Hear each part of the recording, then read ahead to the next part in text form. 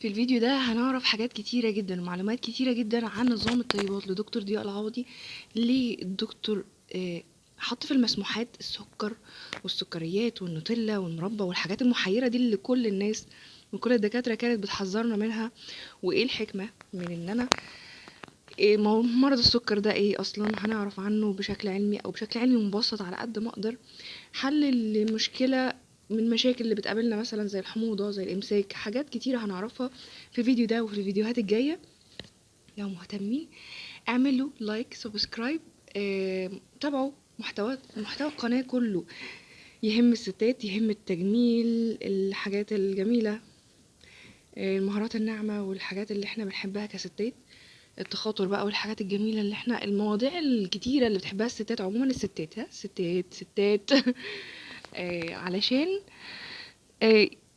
اعتقدش ان انت لو ولد هيفيدك المحتوى ده، هتبقى سبسكرايبر على الفاضي، فمش هتبقى حاجة كويسة، لان اكتر المحتوى بتاعي عن الميك اب والتجميل والصحة العامة. بما اننا بنتكلم عن الصحة العامة، نظام الطيبات لدكتور ضياء العوضي بكل بساطة فطار. انا هقول لكم، ممكن ابقى احط لكم امثله للوجبات زي ما حطيت في الفيديوهات اللي فاتت، ولو لخبطنا هنعمل ايه والكلام ده كله. وفي الفيديو الجاي هقول لكم عن مرض السكر والامراض التانية المختلفة، بتطلع ازاي، بتحصل ازاي، بتخف ازاي. النظام هنصحى الصبح عادي جدا، هنقلل شرب المية شوية لان المية بتصفي الجسم من المعادن والفيتامينز المهمة جدا ليها. حتى يعني ثلث لطعامك وثلث لشرابك وثلث لنفسك. يعني مش عمال على بطال اشرب ميه. انا واحده من الناس اللي كانت بتشرب ميه. حتى البودكاست ده اسمه اكوا بودكاست، انا خليته طاقه ايجابيه عشان بيتكلم عن كل حاجه ايجابيه. فنظام الطيبات دكتور ضياء العوضي نظام حلو جدا، ايجابي. كان ايجابي معايا في حاجات كتيره وحسن لي صحتي في حاجات كتيره جدا. وكمان شوفوا الفيديوهات على قنوات دكتور ضياء، هتلاقوا ناس كتيره اتحسنت. واللي عايز يقول عليا ان انا افضل من دكتور ضياء ما يكونش دعوه. قسما بالله انا ما شفتش الدكتور وجها لوجه لحد دلوقتي، ولا اتعاملت معاه غير مره واحده بس. طلعت معاه لايف سالته اكمل على دواء السكر ولا لا، قال لي وقفي دواء السكر، انا لو جرأتك على المرض يبقى كده انا عملت شيء كويس. وحصل، ووقفت دواء السكر بقالي 3 شهور وما حصليش حاجه وحشه، بالعكس اتحسنت.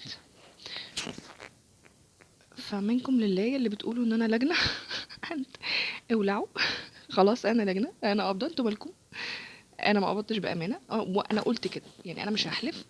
انا ما قبضتش خالص من دكتور ضياء اي حاجه، ولا دكتور ضياء مضطر ان هو يدفع لحد عشان يروج للعلم بتاعه. الحمد لله ناس كتيره جدا العلم بتاعه انتشر، وفي جروبات حلوه جدا زي جروب محبي دكتور ضياء العوضي. اتشرف ان انا عضو من اعضاء الجروب ده، ممتاز جدا على الفيسبوك. هو مش محتاج يقول حاجه من دي اصلا، خلاص، او مش محتاج اصلا ان هو يروج للعلم بتاعه. العلم بتاعه فرض نفسه.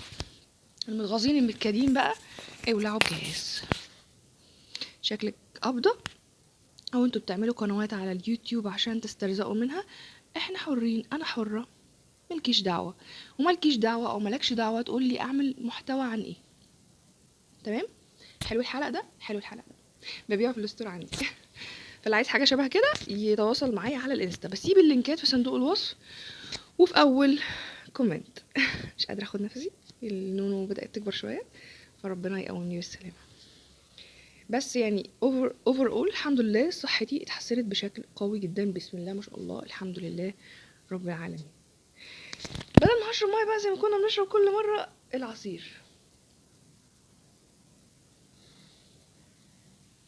انا بعدت المايك، هو انا قلت من شويه بدل ما هشرب ميه زي كنت بشرب كل مره، هنشرب دلوقتي العصير. الحاجات اللي ورايا دي تحف كنت بجيبها من مثلا من بره. التفاحه دي من اسبانيا، من اسبانيا. هي تفاحه صناعيه بس بحب شكلها قوي. القطه دي من خان الخليلي، مصريه اصيله. البتاعه دي الشمعة الذهبي دي من السعودية، من المدينة المنورة. اهي تمام. محدش سألني بس انا بحب اقول عادي، انا حر. المهم، الدكتور ضياء العوضي نظام الطيبات. هتصحوا الصبح تفطروا توست بني، توست اسمر، موجود في كل بلاد العالم. مستحيل يكون موجود في مصر يا جماعة، مش موجود عندكم. تمام. 100% طالما التوست البني اللي هو ريتش بيك ده موجود في مصر، فاكيد موجود في كندا، اكيد موجود في امريكا. قولوا لي في الكومنتات بتتابعوني من بلد ايه. واحب منكم جدا ان انتوا تتفاعلوا على كل فيديوهاتي القديمه. طب هتلاقيها ازاي؟ هتلاقوا حاجه جنب الفيديوز اسمها بلاي ليست او قائمه تشغيل. قائمه التشغيل دي هتلاقوا بقى فيديوهات عن البشره، عن الشعر، فلوجات، حاجات متنوعه، فيديوهات كتير. فلو حابيني، الحب ما بيتشراش، لو بتحبوا تتابعوني، لو سمحتم احب اشوف تفاعل ولايكات وكومنتات، على حتى لو كومنتات بسيطه بالايموجي مثلا، على معرفش الايموجي ده حاجه صح في اليوتيوب ولا لا، بكومنتات اي حاجه على الفيديو بتاعي. بس لاني انا بتعب طبعا، وحابه ان انا اشوف تقدير للتعب بتاعي ده. مش بتعب قوي، بس انا حابه تمام. خلاص. المهم، انتوا النظام ده تاكلوا الصبح توست مع قشطة، مع جبنة كريمي، مع مربى خفيفة على القلب كده، وخلاص. توستين 3 4، كلوا زي ما انتوا عايزين حتى تشبعوا على قد ما تقدروا. الغدا رز. والرز ده حاجة عظيمة جدا في آسيا، والدول اللي هي جمال وبشرتهم حلوة كده ورايقة، زي كوريا واليابان والصين، بياكلوا الرز ده على الفطار أصلا. صح؟ بياكلوا الرز على الفطار، وبتلاقوا بشرتهم حلوة. بس الرز حاجة من الحاجات الممتازة جدا. الرز ده نعمة من عند الله. الرز، بطاطس مسلوقة، محمرة، الزيوت ما فيهاش مشكلة. ليه الدكتور شايف ان الزيوت حاجة مهمة جدا، او الدهون حاجة مهمة جدا، مهمة جدا للأعصاب. مهمة جدا. انتوا مخكم اصلا على فكرة عبارة عن دهون. المخ اصلا عبارة عن دهون. معقدة شوية وبعض الناس يعني ماشي معقدة شوية، بس الدهون مهمة، مهمة بشكل كبير قوي. اللحوم مرة في الأسبوع، مرتين في الأسبوع، أو كل يوم مثلا، يوم ويوم لأ، يوم بعد يوم. يعني أنا ممشيها كده علشان بس محتاجة إني أرفع الحديد شوية. يفضل خلوها مرة كبدة مرة لحمة. الكبدة جميلة جدا، من المسموحات، جميلة جدا. البطاطس، القلقاس من المسموحات. البطاطا كانت من المسموحات، هي والبرتقان والمانجا والكاكا والحاجات دي. بس هو قال الحاجات الاورنج مش من المسموحات، علشان بتعمل مشكلة في المناعة او في الجهاز الهضمي، بتزود تعبه يعني. الحكمة بقى، الحكمة من ان هو يمنع الحاجات دي. الحاجات دي بتعمل stimulation او اثارة، او يعني اقول لكم ايه، اقولها لكم ازاي، استفزاز للجهاز المناعي. ليه منع البقوليات؟ احنا هنعرف في الفيديوهات الجايه كل حاجه ممنوعه ليه، عشان برضو تبقى مرتاحين نفسيا وانتوا مانعين. ليه منع البقوليات؟ علشان الاسباب دي. علشان البقوليات من الحاجات اللي هي بتعمل اصلا غازات في البطن اصلا، فهتنفخ البطن، فهتعمل لكم كرش. غير كده كمان هتخلي فيه اعاقه وحاجات، يعني هتخلي حاجات تانية، فيتامينز تانية ما تمتصش. فيها بروتينز، بس انا اقدر اخد البروتين من القمح اللي هو موجود في التوست. القمح الحبة الكاملة، ودي الحبة الكاملة اللي هو موجود في التوست. جماعة، توست الردة مش توست الحبة الكاملة. توست الردة مش توست الحبة الكاملة. خدتوا بالكم؟ توست الردة مش توست الحبة الكاملة. عشان في ناس بتبيع توست اللي هو اللب والشوفان والحاجات دي. لا، الشوفان ده أسوأ أكلة ممكن تاكلوها. الشوفان ده مال يتيم. استغفر الله العظيم. يعني أكل مال يتيم أسهل. استغفر الله العظيم يا رب. بس الموضوع سهل، سهل. ولن نصبر على طعام واحد، او يا جماعه هو مش طعام واحد، ما هو زهق. لا مش زهق، ما هو انتوا كل يوم ممكن تنوعوا. النهارده مربى وقشطه، النهارده قشطه، بكره قشطه وعسل، بعده جبنه وقشطه، بعده جبنه ومربى. طعميه مسموحه مره في الاسبوع ماشي كفايه، او مره في الشهر. مرتين في الشهر ماشي. جبنه سايحه، جبنه رومي، جبنه موتزاريلا، بيتزا. اعملوها بالتوست، حلوه. كنت عاملها لكم هنا على القناه، يعني في فيديو من الفيديوهات، شوفوها في قائمه التشغيل. حلوه حلوه. الاكل رز وبطاطس، رز وبطاطس مسروق، مهروسه، مسروقه، مهروسه.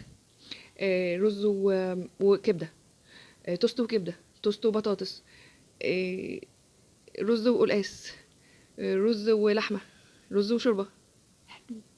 دخلوا لمعدتكم اكل سوفت، اكل ناعم، اكل نونو، هيخلي اعاده او ريجنريشن، اعاده هيكله لمعدتكم وامعائكم. المعده بيت الداء، هي سبب كل حاجه. الهودي ده عمل كده ليه؟ هي سبب كل حاجه بتعمل امراض، فبالتالي بتخلي حياتنا احسن لما الامتصاص يكون احسن. السكر ما تخافوش منه، ده كلام الدكتور ضياء. السكر عملة الطاقة للجسم.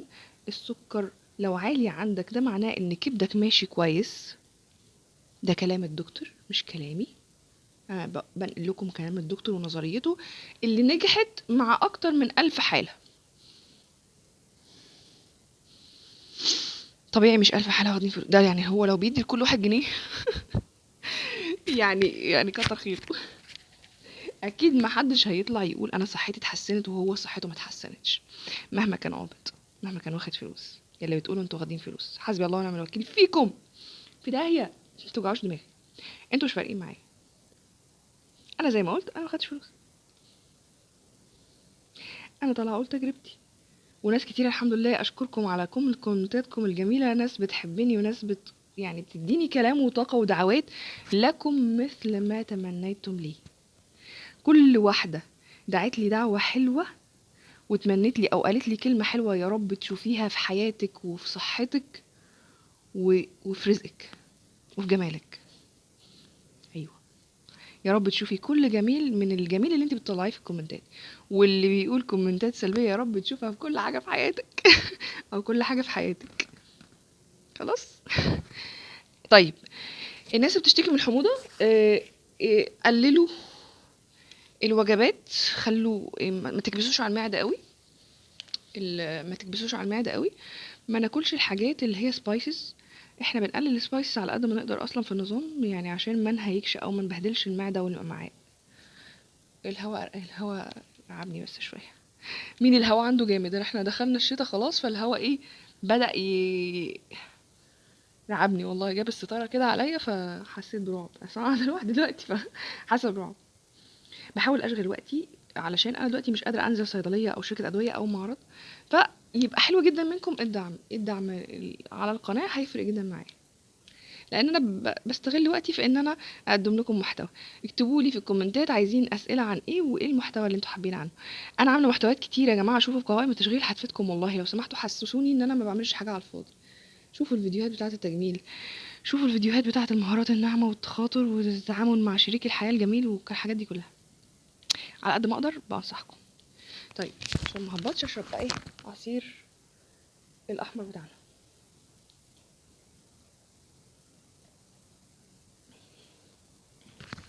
الليمون من الممنوعات بالمناسبه، عشان انا افتكرت ليه لو كنت دايما بحط عصرتين ليمون كده على العصير عشان يديه مزازه. دكتور قال الليمون والبرتقال والحاجات دي من الممنوعات. طب ناكل ايه فاكهه في الشتاء يا دكتور ضياء؟ الموز حلو، الموز كويس، تفاح كويس، قشروه، اعملوه كارمل، اعملوه بالسكر كده واسلقوه. الرمان لسه بخير وجيز لسه موجود. في حاجات كتيره يعني. الجوافه من المسموحات حلوه، اعملوها عصير، اوعى تاكلوها بالبذره او القشر. اتكلمت قبل كده معاكم في الفيديوهات الحاجات تعالوا اعملوا عصير كده وصفوه، شوفوا كميه القشر اللي ممكن تلبت في بطنكم لو كنتوا كلتوا الفاكهه دي. اصل يقول لك الالياف والالياف والالياف، لا ده ضحكوا علينا، ضحكوا علينا باكذوبه الالياف. طيب طب الالياف، طب ما احنا محتاجين الالياف يا دكتور هبه علشان الامساك. مش كان الدكاتره بيقولوا كده لازم تاكلوا الياف عشان الامساك؟ طب انتوا ما اكلتوا الالياف الامساك اتحسن؟ ما اتحسنش. طب ايه بقى ممكن يعالج الامساك؟ جايبه لكم مفاجاه حلوه قوي. انا بنزل، انتوا عارفين ان انا ساعات كتيره اوقات كتيره بنزل مع لميس، مذيعه لميس سلامه، في مذيعه قناه النهار، مذيعه عسل جدا. بنزل معاها معرض بازار. فاحنا في حد من العارضين معانا اسمه الشقلاوه، ده بينزل معاها على طول برضو. انا البراند بتاعي اسمه دكتور هبه بيوتي على اسم القناه، ميك اب ومنتجات تجميل، بكون موجوده في المعرض على طول. شقلاوه ده بقى، شقلاوه ده احسن مكسرات واحسن فاكهه مجففه. والفاكهه المجففه من المسموحات يا جماعه جدا، يعني من الحاجات الحلوه اصلا. ايه الحل بقى للامساك؟ يعني ناس كتير عارفه الحل ده، بس هو يمكن اجود الانواع. مكان اسمه شقلاوه، اجود انواع المكسرات. مش عارفه شقلاوه. ممكن يعني يدوروا على الصفحه على الفيسبوك، او اللي مهتم يبعت لي، او هرد عليكم في الكومنتات بالرقم بتاعه. احسن ناخد ايه بقى؟ قراصية. انا بحب اجيبها اللي هي من غير بذر او من غير نوى. يو بتقع عليه ليه بقى؟ لان هي بلمبنج او حلوه قوي بيعملوها، مش ناشفه. انا اللي جبتها من عند ابو عوف ناشفه، عامله زي العرق سوس الناشف، عامله زي العرق سوس المتحنط عارفين عرق سوس اللي هو الحلويات ده؟ والله ما كانت حلوه خالص، معلش انا اسفه جدا، بس ما كانتش حلوه. اللي لقيتها حلوه بجد وكواليتي عاليه جدا اللي هي عند شقلاوه. ليه بقى بجيبها من غير نوى؟ ليه؟ عشان سناني، انا بحبها جدا، ممكن اكلها وانسى نفسي اصلا، ممكن سناني تخبط في النوى يحصل مشكله. فهاتوها اللي هي مخليه، ممتازه، ربنا يبارك لهم يعني. تاكلوا القراصيه دي 2 أو 1 بعد كل وجبه او بعد كل اكله، او ممكن 3 في اليوم، 2 في اليوم، 1 كفايه. حلوه جدا، بتخلي الامعاء سهله، الامساك بينتهي تماما، مفيش مشكله الامساك. وبعدوا بقى عن الالياف. فهمتوا الليله؟ فهمتوا النقطه دي؟ في الفيديوهات الجايه هنتكلم عن حاجات اكتر واكتر. ليه الدكتور منع فراخ؟ ليه الدكتور منع الخضار؟ ليه الدكتور سامح بحاجات كتيره غريبه عننا؟ فطبيعي جدا نفهم النقطه دي، وانا بفهمها لكم بشكل علمي على قد ما اقدر. بس كده، لايك، سبسكرايب، والحاجات الجميله بتاعتنا دي. اشوفكم على خير الفيديو الجاي. سلام.